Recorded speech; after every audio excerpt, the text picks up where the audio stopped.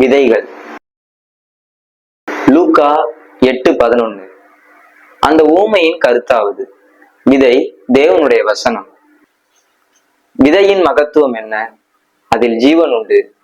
ஒரு விதை பார்ப்பதற்கு பிரமிப்பூட்டுவதாய் இராது, ஆனால் அதிலே ஒரு ரகசியம் உண்டு.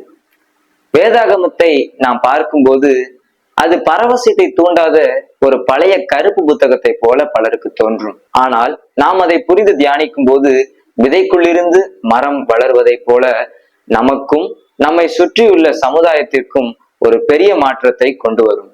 வசனமாகிய விதை ஒருவனுக்குள் விதைக்கப்பட்டு வளர்ந்து கனி கொடுக்கும் போது அவனுடைய வாழ்க்கை முறைகள் மாறும். புதிய சுபாவங்கள் நம்மை மூடும். ஒரு விதைக்குள் ஒரு பெரிய மரத்தின் ஆற்றல் மறைந்திருப்பதை போல தேவனுடைய வார்த்தை ஒரு மனிதனுடைய இதயத்தில் விதைக்கப்படும் போது அது முளைத்து வளர்ந்து அவனுடைய வாழ்வில் ஆவிக்குரிய கனிகளை தருகிறது.